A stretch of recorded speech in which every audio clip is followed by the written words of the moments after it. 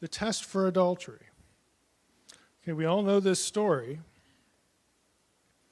Speak to the people of Israel. If any man's wife goes astray and speaks faith with him, if a man lies with her sexually, it is hidden from the eyes of her husband, and she is undetected, though she has defiled herself. There's no witness against her, since she was not taken in the act. If the spirit of jealousy comes over him, the husband, he's jealous of his wife, okay, then there's a test.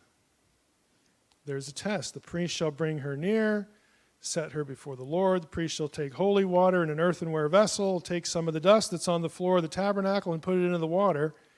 And the priest shall set the woman before the Lord and unbind the hair of the woman's head, place her in her hands the grain offering of remembrance, which is the grain offering of jealousy. And in his hand the priest shall have the water of bitterness that brings the curse. Then the priest shall make her take an oath, saying, if no man has lain with you, and if you have not turned aside to uncleanness while you were under your husband's authority, be free from this water of bitterness that brings the curse.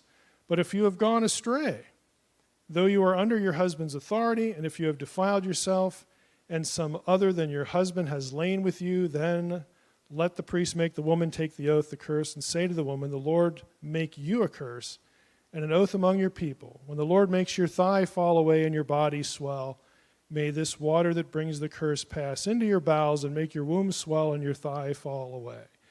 And so they go through this whole procedure.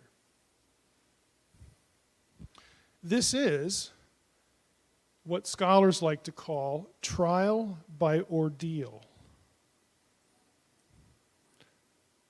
That's Monty Python. Trial by ordeal. And you say, well, why do I bring this up? Because there is a context in which Numbers 5 will make sense if we're actually aware of it.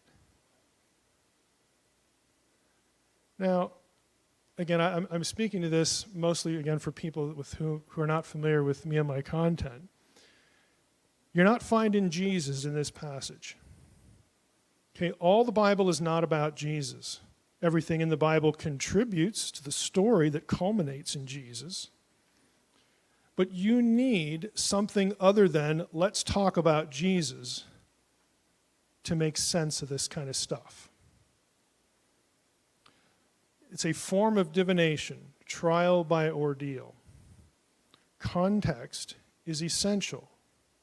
If we ignore context, then what we do is we either ignore passages like this and never preach about them,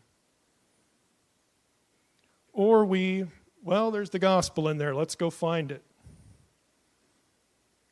And you never answer the question. Now, people like you are not really satisfied with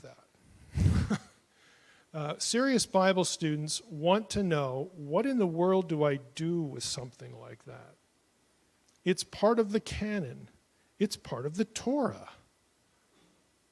It's part of Scripture. It's there. It has a role to play in some way, and it should be comprehensible. It should make sense, and it does.